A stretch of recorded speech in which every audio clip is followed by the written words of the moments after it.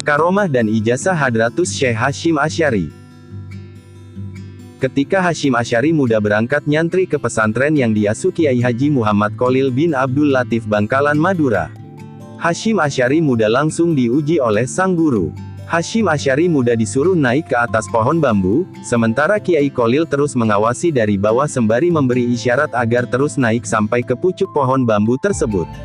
Kiai Hasyim terus naik sesuai perintah gurunya itu. Ia tak peduli apakah pohon bambu itu melur patah, roboh, atau bagaimana. Yang jelas, beliau hanya patuh pada perintah gurunya. Anehnya, begitu sampai di pucuk, Kiai Kholil mengisyaratkan agar Kiai Hasyim langsung meloncat ke bawah. Tanpa pikir panjang Kiai Hasyim langsung meloncat. Ternyata beliau selamat. Ada cerita yang menarik tatkala Kiai Haji M. Hasyim Asy'ari masih belajar dengan Kiai Haji M. Khalil. Suatu hari, Kiai Hasyim melihat Kiai Khalil gurunya lagi bersedih, beliau memberanikan diri untuk bertanya. Kiai Khalil menjawab, bahwa cincin istrinya jatuh di jamban. Kiai Hasyim lantas usul agar Kiai Khalil membeli cincin lagi. Namun, Kiai Khalil mengatakan bahwa cincin itu adalah cincin istrinya. Setelah melihat kesedihan di wajah guru besarnya itu, Kiai Hasyim menawarkan diri untuk mencari cincin tersebut di dalam jamban. Akhirnya, Kiai Hasyim benar-benar mencari cincin itu di dalam jamban, dengan penuh kesungguhan, kesabaran, dan keikhlasan. Akhirnya Kiai Hasyim menemukan cincin tersebut. Alangkah bahagianya hati Kiai Khalil atas keberhasilan Kiai Hasyim itu. Dari kejadian inilah Kiai Hasyim menjadi sangat dekat dan disayang oleh Kiai Khalil. Yang menarik, dua kiai besar ini sama-sama tawadu rendah hati. Mereka sama-sama saling berguru. Kiai Hasyim terkenal sebagai ahli hadits. Biasanya Kiai Hasyim mengajarkan hadits itu pada santri sebulan penuh pada bulan Ramadan. Ternyata Kiai Kholil, meski dikenal sebagai guru Kiai Hasyim, ikut juga jadi santri ngaji kepada Kiai Hasyim. Kiai Kholil tidak merasa gengsi memperdalam ilmu meski kepada muridnya sendiri. Sebaliknya, beliau malah sangat menghormati Kiai Hasyim sebagai gurunya. Tradisi rendah hati itu ternyata terus menurun ke generasi berikutnya. Gus Dur yang merupakan cucu dari Kiai Hasyim sangat menghormati keturunan Kiai Kholil. Begitu juga Kiai Haji Fuad Amin cicit dari Kiai Kholil sangat menghormati keturunan Kiai Hasyim. Kalau saya salaman mencium tangan Gus Dur langsung ditarik, Fuad Amin. Dan Kiai Hasyim senantiasa mendapatkan perhatian yang istimewa dan besar dari gurunya Kiai Kholil baik semasa beliau menjadi santrinya maupun setelah kembali ke masyarakat untuk berjuang. Perhatian tersebut terbukti dengan Kiai Kholil pemberian isyarat tongkat dan tasbih kepada muridnya Kiai Hasyim pada waktu beliau hendak mendirikan Jamiah Nahdlatul Ulama. Kisah Kiai Hasyim Asy'ari dan Nabi Khidir. Imron adalah putra Syekhona Muhammad Kholil Bangkalan. Kala itu Nabi Khidir menjelma sebagai orang berpenyakit yang menjijikkan. Orang itu tiba-tiba muncul entah datang dari mana dan tiba-tiba saja minta gendong Kiai Imron, namun beliau menolak. Karena menolak orang itu lantas mendatangi Kiai Hasyim dan minta untuk digendong beliau. Waktu itu Kiai Hasyim masih mondok di pesantren Kiai Kholil. Tanpa merasa risih dan jijik Kiai Hasyim menggendong orang tersebut dengan tulus. Pada waktu hampir sampai di pesantren orang itu minta diturunkan. Orang tersebut kemudian berkata, sampaikan kepada Kiai Imron, bahwasanya saya ini adalah Nabi Khidir. Setelah itu orang tersebut lenyap. Begitu kabar ini disampaikan, Kiai Imron terkejut. Ia menyesal telah menolak menggendong orang berpenyakit itu yang tak lain adalah Nabi Khidir. Sejak itu, kabarnya, Kiai Imron bertekad untuk mencari Nabi Khidir. Ia terus mengembara untuk mencari Nabi Khidir, sebagai bentuk rasa permohonan maaf dan penyesalan beliau. Keluarbiasaan yang Allah perlihatkan melalui walinya. Pernah beberapa kali penjajah hendak menghancurkan pondok pesantren Tebu Ireng. Dengan berkali-kali menghujankan bom di pesantren tersebut, tapi bom itu tidak pernah ada yang meledak satupun. Pondok pesantren Tebu Ireng selain sebagai tempat belajar para santri, juga sebagai salah satu markas pasukan pejuang kemerdekaan Republik Indonesia. Pada waktu terjadi perang kemerdekaan, semua orang yang akan pergi berperang menghadapi penjajah, akan dikumpulkan terlebih dahulu oleh sang Panglima Kiai Haji Hasyim Asy'ari. Mereka diberi air minum sambil dibacakan, Ya Allah ya Hafiz, Ya Allah ya Muhid, Fansurna, ala kaumil kafirin. Semua orang yang dikumpulkan tersebut, oleh Kiai Haji Hasyim Asy'ari diberi beberapa pantangan yang tidak boleh mereka langgar selama berperang. Siapapun yang melanggar pantangan tersebut, maka pasti akan terkena tembakan musuh. Tegas Mbah Hashim. Pasin, adalah salah seorang saksi sejarah atas kejadian itu yang masih hidup. Atas izin Allah Subhanahu wa Ta'ala, Kiai Haji Hasyim Asy'ari mampu mengetahui apa yang sedang terjadi di tempat lain, meskipun dirinya berada jauh dari tempat itu. Serupa dengan riwayat yang mengkisahkan tentang karomah sahabat Umar bin Khattab radhiyallahu anhu, yang mana beliau dapat mengetahui apa yang sedang terjadi pada pasukannya di medan perang dan cukup beliau memberi perintah dari atas mimbar. Waktu itu Kiai Haji Hasyim Asy'ari sedang mengajar di hadapan para santrinya di Pondok Tebu Ireng. Pada saat yang sama beliau dapat mengetahui keadaan para pasukannya yang sedang melawan penjajah di daerah Pare, sebuah daerah yang jauhnya kira-kira 30 km dari pondok pesantren Tebu Ireng. Di samping mampu melihat suasana perang yang sedang berlangsung dari jarak 30 km, Kiai Haji Hasyim Asy'ari pun cukup memberi perintah kepada para pejuang itu dari tempat mengajarnya. Jikalau Kiai Haji Hasyim Asy'ari ingin memberi suatu amalan kepada santrinya, maka dipanggillah 3 orang santri, lalu dilihat dengan mata hatinya. Dari basirah itu, beliau lalu memilih salah seorang dari ketiga santri tersebut yang benar-benar memiliki kemampuan melaksanakan amalan yang akan beliau berikan. Berikutnya, 2 orang santri yang tidak beliau pilih, mereka disuruh keluar dari ruangan tempat mereka dipanggil. Bukan hanya kiainya yang hebat, tapi para santrinya pun memiliki nilai keramat. Terbukti saat Jepang menjajah Indonesia, di daerah Jombang terdapat para tentara Jepang yang siap menindas. Namun setiap kali tentara Jepang mendatangi pondok pesantren Tebu Ireng, kendaraan yang mereka pakai selalu tidak bisa berjalan jika bannya disentuh oleh para santri Kiai Haji Hasyim Asy'ari. Hadratus Syekh Kiai Haji M. Hasyim Asy'ari, di samping dikenal sebagai tokoh Islam dan pendiri Nahdlatul Ulama, beliau juga dikenal sebagai pahlawan nasional. Salah satu dari jasa beliau adalah mengenai peran serta beliau ketika terjadi Perang Kemerdekaan di Surabaya. Ketika itu, Kiai Haji Hasyim Asy'ari mengeluarkan resolusi jihad yang mewajibkan setiap orang Islam yang tempat tinggalnya berjarak di bawah 96 km dari Surabaya, mereka wajib datang ke Surabaya untuk berperang melawan penjajah. Akhirnya masyarakat Islam berbondong-bondong datang ke Surabaya dan tidak sedikit dari mereka datang dari daerah yang jauh. Meskipun para pasukan pejuang kemerdekaan Indonesia hanya menggunakan senjata seadanya seperti bambu runcing, namun atas berkat doa para ulama, Allah menurunkan pertolongannya sehingga tentara penjajah menderita kerugian besar. Peperangan bersejarah itulah yang terjadi pada tanggal 10 November yang kemudian diperingati sebagai Hari Pahlawan oleh bangsa Indonesia. Semangat Jihad Kiai Haji Hasyim Asy'ari.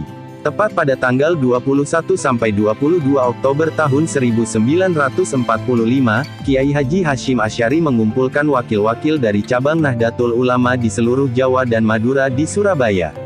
Dalam pertemuan tersebut, diputuskan bahwa melawan penjajah sebagai perang suci dan hukumnya fardu ain. Saat ini populer dengan istilah resolusi jihad. Setelah resolusi jihad dicetuskan, ribuan kiai dan santri bergerak ke Surabaya. Pada tanggal 10 November tahun 1945 atau tepatnya 2 minggu setelah resolusi jihad dikumandangkan, meletuslah peperangan sengit antara pasukan Inggris melawan tentara pribumi dan juga warga sipil yang cuma bersenjatakan bambu runcing. Konon, ini adalah perang terbesar sepanjang sejarah Nusantara. Menurut Kiai Haji Wahab Hasbullah, prinsip hidup Kiai Haji Hasyim Asy'ari yaitu, berjuang terus dengan tiada mengenal surut, lelah dan istirahat. Salah satu prinsip semangat juang Kiai Haji Hasyim Asy'ari didasari dari hadis Rasulullah yaitu, demi Allah, jika mereka kuasa meletakkan matahari di tangan kananku dan bulan di tangan kiriku dengan tujuan agar aku berhenti dalam berjuang, aku tidak akan mau menerimanya bahkan nyawa taruhannya. Kiai Haji M. Hasyim Asy'ari senantiasa mengingatkan kepada santri-santrinya untuk selalu mengikuti dan menjadikan tauladan dari perbuatan Nabi Muhammad SAW. Amalan, ijazah dan sekaligus karomah dari Kiai Haji Hasyim Asy'ari. Meneladani Rasulullah sebagai idola utama manusia, itu yang senantiasa beliau wasiatkan bukan hanya kepada santri-santrinya tetapi juga kepada seluruh kaum muslimin. Semangat jihad membela agama dan bangsa, beliau adalah ulama yang mujahid, ahli jihad, yang negarawan dan memiliki patriotisme yang luar biasa. Hal ini bisa kita lakukan sesuai dengan kemampuan dan profesi kita masing-masing, ulama, ustadz, guru, pegawai, pelajar, santri, pengusaha, pejabat, petani, nelayan dan lain-lain. Jihad tidaklah harus berperang atau memikul senjata, segala bentuk perbuatan baik dan membawa manfaat serta mencegah segala bentuk perbuatan keji dan munkar itu sendiri juga merupakan suatu jihad. Menjaga salat 5 waktu dengan berjamaah. Beliau memiliki pribadi yang ikhlas dalam bertindak, termasuk ikhlas melayani umat, masyarakat dan bangsa Indonesia ini. Pribadi yang santun, rendah hati, tawadhu, tidak suka menonjolkan diri, menampakkan diri. Saling menghormati, suka bermusyawarah, tidak fanatik yang berlebihan merasa paling benar sendiri. Membersihkan hati dan mensucikan niat di dalam mengerjakan dan melakukan sesuatu, nasihat beliau dalam kitab Adabut Talim wa Muta'alim. Beliau adalah pribadi yang pekerja keras, memiliki semangat juang tinggi tanpa mengenal lelah dalam melakukan sesuatu, berjuang, belajar, bekerja, membantu, melayani umat termasuk dalam melayani umat dan bangsa Indonesia.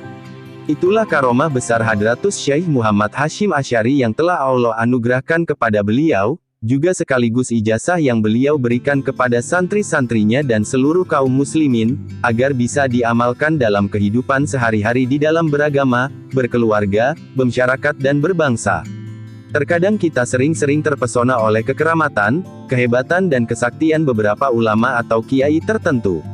Contoh seperti kisah jika ada kiai yang bisa mendatangkan rizki secara tiba-tiba, bisa berada di suatu tempat yang sangat jauh dalam sekejap mata, bisa juga berada dalam suatu tempat yang berbeda secara bersamaan, mengetahui akan kejadian masa lalu dan juga mengetahui kejadian-kejadian yang akan terjadi, bisa terbang, mampu berjalan di atas air dan masih banyak lagi lainnya.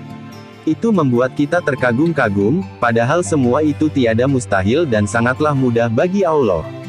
Kalaulah kita lihat putra beliau Kiai Haji Abdul Wahid Hasyim dalam usia yang sangat muda sekitar 30 tahunan sudah menjadi ulama besar, pejuang dan negarawan, tokoh nasional dan internasional, dan juga menjadi pahlawan nasional, beliau sangat disegani dan dihormati.